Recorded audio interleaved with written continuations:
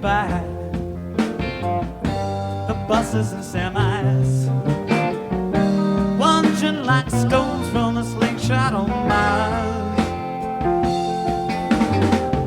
But I'm here by the road, bound to the love I picked up in 10,000 cafes and bars. Along with the trucks and the drivers that won't pick me up, the highway, the moon, the clouds and the stars.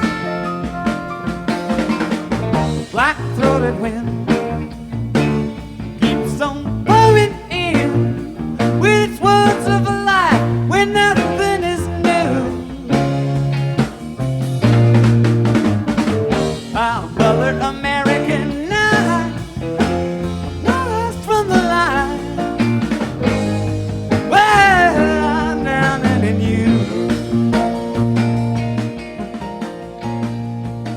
Chapter 2. There is a solution. We of Alcoholics Anonymous know thousands of men and women who were once just as hopeless as Bill. Nearly all have recovered. They have solved the drink problem. We are average Americans. All sections of this country and many of its occupations are represented, as well as many political, economic, social, and religious backgrounds. We are people who normally would not mix. But there exists among us a fellowship, a friendliness, and an understanding which is indescribably wonderful. We are like the passengers of a great liner the moment after rescue from shipwreck, when camaraderie, joyousness, and democracy pervade the vessel from steerage to the captain's table. Unlike the feelings of the ship's passengers, however, our joy in escape from disaster does not subside as we go our individual ways. The feeling of having shared in a common peril is one element in the powerful cement which binds us. But that in itself would never have held us together as we are now joined. The tremendous fact for every one of us is that we have discovered a common solution. We have a way out on which we can absolutely agree and upon which we can join in brotherly and harmonious action. This is the great news this book carries to those who suffer from alcoholism. An illness of this sort, and we have come to believe it an illness, involves those about us in a way no other human sickness can. If a person has cancer, all are sorry for him, and no one is angry or hurt. But not so with the alcoholic illness, for with it there goes annihilation of all things worthwhile in life. It engulfs all whose lives touch the sufferers. It brings misunderstanding, fierce resentment, financial insecurity, disgusted friends and employers, warped lives of blameless children, sad wives and parents. Anyone can increase the list. We hope this volume will inform and comfort those who are or who may be affected. There are many. Highly competent psychiatrists who have dealt with us have found it sometimes impossible to persuade an alcoholic to discuss his situation without reserve. Strangely enough, wives, parents, and intimate friends usually find us even more unapproachable than do the psychiatrist and the doctor. But the ex-problem drinker who has found a solution, who is properly armed with facts about himself, can generally win the entire confidence of another alcoholic in a few hours. Until such an understanding is reached, little or nothing can be accomplished. That the man who is making the approach has had the same difficulty, that he obviously knows what he's talking about, that his whole deportment shouts at the new prospect that he is a man with a real answer, that he has no attitude of holier than thou, nothing whatever, except a sincere desire to be helpful, that there are no fees to pay, no axes to grind, no people to please, no lectures to be endured. These are the conditions we have found most effective. After such an approach, many take up their beds and walk again. None of us makes a sole vocation of this work, nor do we think its effectiveness would be increased if we did. We feel that elimination of our drinking is but a beginning. A much more important demonstration of our principles lies before us in our respective homes, occupations, and affairs. All of us spend much of our spare time in the sort of effort which we are going to describe. A few are fortunate enough to be so situated that they can give nearly all their time to the work. If we keep on the way we're going, there's little doubt that much good will result. but the surface of the problem would hardly be scratched. Those of us who live in large cities are overcome by the reflection that close by, hundreds are dropping into oblivion every day.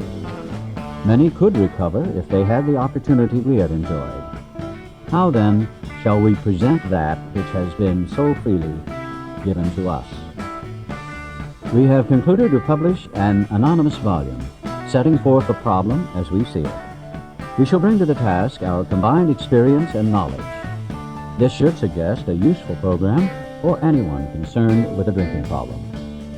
Of necessity, there will have to be discussion of matters medical, psychiatric, social, and religious. We are aware that these matters are, from their very nature, controversial. Nothing would please us so much as to write a book which would contain no basis for contention or argument. We should do our utmost to achieve that ideal. Most of us sense that real tolerance of other people's shortcomings and viewpoints and respect for their opinions are attitudes which make us more useful to others. Our very lives as ex-problem drinkers depend upon our constant thought of others and how we may help meet their needs. You may already have asked yourself why it is that all of us become so very ill from drinking. Doubtless you are curious to discover how and why, in the face of expert opinion to the contrary, we have recovered from a hopeless condition of mind and body. If you are an alcoholic who wants to get over it, you may already be asking, what do I have to do? It is the purpose of this book to answer such questions specifically. We shall tell you what we have done. Before going into a detailed discussion, it may be well to summarize some points as we see them. How many times people have said to us, I can take it or leave it alone, why can't he? Why don't you drink like a gentleman or quit? That fella can't handle his liquor. Why don't you try beer and wine? Lay off the hard stuff. His willpower must be weak. He could stop if he wanted to. She's such a sweet girl, I should think he'd stop for her sake. The doctor told him that if he ever drank again, it would kill him, but there he is, all lit up again. Now, these are commonplace observations on drinkers which we hear all the time. Back of them is a world of ignorance and misunderstanding. We see that these expressions refer to people whose reactions are very different from ours. Moderate drinkers have little trouble in giving up liquor entirely if they have good reason for it. They can take it or leave it alone. Then we have a certain type of hard drinker. He may have the habit badly enough to gradually impair him physically and mentally. It may cause him to die a few years before his time. If a sufficiently strong reason, ill health, falling in love, change of environment, or the warning of a doctor becomes operative, this man can also stop or moderate, although he may find it difficult and troublesome and may even need medical attention. But what about the real alcoholic? He may start off as a moderate drinker. He may or may not become a continuous hard drinker, but at some stage of his drinking career, he begins to lose all control of his liquor consumption once he starts to drink. Here's the fellow who's been puzzling you, especially in his lack of control. He does absurd, incredible, tragic things while drinking. He's our real Dr. Jekyll and Mr. Hyde. He is seldom mildly intoxicated. He is always, more or less, insanely drunk. His disposition while drinking resembles his normal nature but little. He may be one of the finest fellows in the world, yet let him drink for a day, and he frequently becomes disgustingly and even dangerously antisocial. He has a positive genius for getting tired at exactly the wrong moment, particularly when some important decision must be made or engagement kept. He is often perfectly sensible and well-balanced concerning everything except liquor, but in that respect, he is incredibly dishonest and selfish. He often possesses special abilities, skills, and aptitudes, and has a promising career ahead of him. He uses his gifts to build up a bright outlook for his family and himself, and then pulls the structure down on his head by a senseless series of sprees. He is the fellow who goes to bed so intoxicated he ought to sleep the clock around. Yet early next morning, he searches madly for the bottle he misplaced the night before. If he can afford it, he may have liquor concealed all over the house to be certain no one gets his entire supply away from him to throw down the wasteland. As matters go worse, He begins to use a combination of high-powered sedative and liquor to quiet his nerves so he can go to work. Then comes a day when he simply cannot make it and gets drunk all over again. Perhaps he goes to a doctor who gives him morphine or some sedative with which to take her off. Then he begins to appear at hospitals and sanitariums. This is by no means a comprehensive picture of the true alcoholic, as our behavior patterns vary. But this description should identify him roughly. Why does he behave like this? If hundreds of experiences have shown him that one drink means another debacle, with all its attendant suffering and humiliation, why is it he takes that one drink? Why can't he stay on the water wagon? What has become of the common sense and willpower that he still sometimes displays with respect to other matters? Perhaps there never will be a full answer to these questions.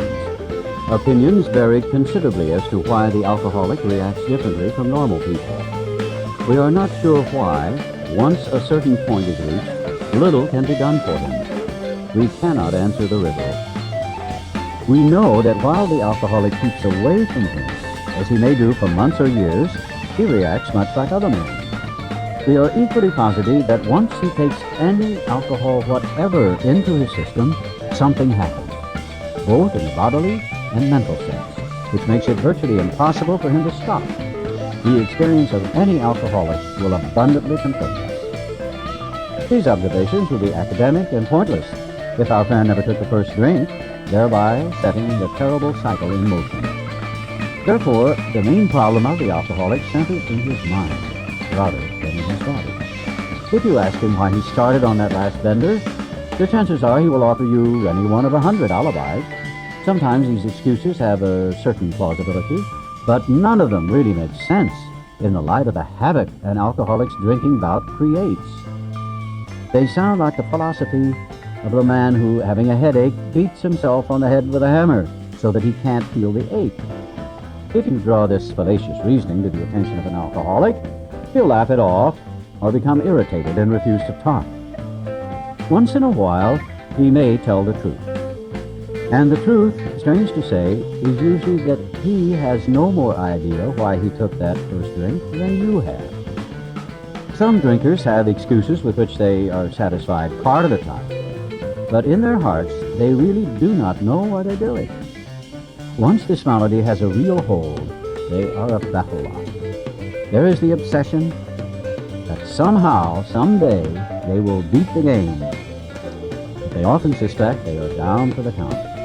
How true this is, few realize. In a vague way, their families and friends sense that these drinkers are abnormal, but everybody hopefully awaits the day when the sufferer will rouse himself from his lethargy and assert his power of will.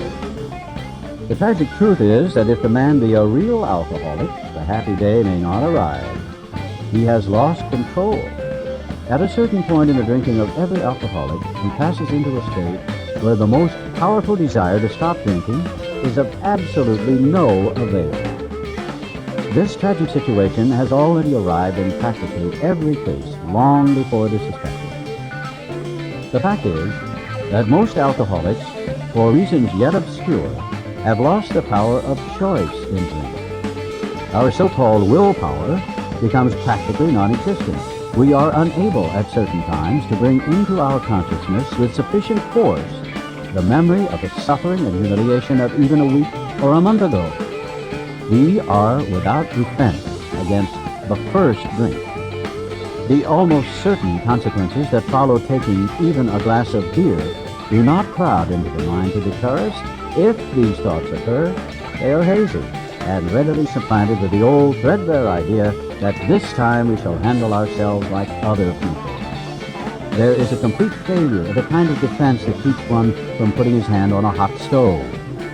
The alcoholic can say to himself in the most casual way, "It won't burn me this time, so here's how." Or perhaps he doesn't think at all. How often have some of us begun to drink in this nonchalant way, and after the third or fourth, counted on the bar and said to ourselves, "For God's sake, how did I ever get started again?" Only to have that thought supplanted by, "Well, I'll stop with the sixth drink," or "What's the use anyhow?" When this sort of thinking is fully established in an individual with alcoholic tendencies, he has probably placed himself beyond human aid, and unless locked up, may die or go permanently insane. These stark and ugly facts have been confirmed by legions of alcoholics throughout history. But for the grace of God, there would have been thousands more convincing demonstrations. So many want to stop, but cannot. There is a solution. Almost none of us like the self-searching, the leveling of our pride, the confession of shortcomings, which the process requires for its successful conservation. But we saw that it really worked in others, and we had come to believe in the hopelessness and futility of life as we had been living it. When, therefore, we were approached by those in whom the problem had been solved, there was nothing left for us but to pick up the simple kit of spiritual tools laid at our feet. We have found much of heaven, and we have been rocketed into a fourth dimension of existence of which we had not even dreamed.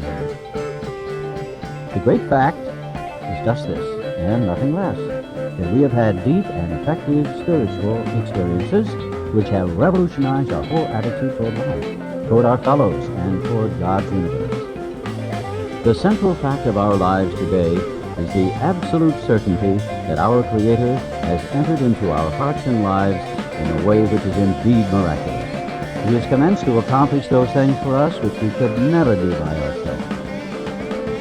If you are as seriously alcoholic as we were, we believe there is no middle-of-the-road solution. We were in a position where life was becoming impossible, and if we had passed into the region from which there is no return through human aid, we had but two alternatives. One was to go on to the bitter end, blotting out the consciousness of our intolerable situation as best we could, and the other, to accept spiritual help. This we did because we honestly wanted to, and were willing to make the effort. A certain American businessman had ability, good sense, and high character. For years he had floundered from one sanitarium to another. He had consulted the best-known American psychiatrists. Then he had gone to Europe, placing himself in the care of a celebrated physician, the psychiatrist Dr. Jung, who prescribed for him. Though experience had made him skeptical, he finished his treatment with unusual confidence. His physical and mental condition were unusually good. Above all, he believed he had acquired such a profound knowledge of the inner workings of his mind and its hidden springs that relapse was unthinkable. Nevertheless, he was drunk in a short time. More baffling still, he could give himself no satisfactory explanation for his fall. So he returned to this doctor, whom he admired, and asked him point blank why he could not recover. He wished above all things to regain self-control. He seemed quite rational and well-balanced with respect to other problems, yet he had no control whatever over alcohol. Why was this? He begged the doctor to tell him the whole truth, and he got it. In the doctor's judgment, he was utterly hopeless. He could never regain his position in society, and he would have to place himself under lock and key or hire a bodyguard if he expected to live long. That was a great physician's opinion. But this man still lives and is a free man. He does not need a bodyguard, nor is he confined. He can go anywhere on this earth where other free men may go without disaster, provided he remains willing to maintain a certain simple attitude. Some of our alcoholic readers may think they can do without spiritual help. Let us tell you the rest of the conversation our friend had. The doctor said, "You have the mind of a chronic alcoholic. I have never seen one single case recover where that state of mind existed to the extent that it does in you." Our friend felt as though the gates of hell had closed on him with a pound. He said to the doctor, "Is there no exception?" Exceptions to cases such as yours have been occurring since early times. Here and there, once in a while, alcoholics have had what are called vital spiritual experiences. To me, these occurrences are phenomena. They appear to be in the nature of huge emotional displacements and rearrangements. Ideas, emotions, and attitudes, which were once the guiding forces of the lives of these men, are suddenly cast to one side, and a completely new set of conceptions and motives begin to dominate them. In fact, I have been trying to produce some such emotional rearrangement within you. With many individuals, the methods which I employed are successful, but I have never been successful with an alcoholic of yours. Upon hearing this, our friend was somewhat relieved, for he reflected that, after all, he was a good church member. This hope, however, was destroyed by the doctors telling him that while his religious convictions were very good, in his case they did not spell the necessary vital spiritual experience. Here was the terrible dilemma in which our friend found himself. When he had the extraordinary experience which, as we have already told you, made him a free man. We, in our turn, sought the same escape with all the desperation of drowning men. What seemed at first a flimsy reed has proved to be the loving and powerful hand of God. A new life has been given us, or, if you prefer, a design for living that really lives. The distinguished American psychologist William James, in his book Varieties of Religious Experience, indicates a multitude of ways in which men have discovered God. We have no desire to convince anyone that there is only one way by which faith can be acquired. If what we have learned and felt and seen means anything at all, it means that all of us, whatever our race, creed, or color, are the children of a living Creator with whom we may form a relationship upon simple and understandable terms as soon as we are willing and honest enough to try. Those having religious affiliations will find here nothing disturbing to their beliefs or ceremonies. There is no friction among us over such matters. We think it no concern of ours what religious bodies our members identify themselves with as individuals. This should be an entirely personal affair, which each one decides for himself in the light of past associations or his present choice. Not all of us join religious bodies, but most of us favor such memberships.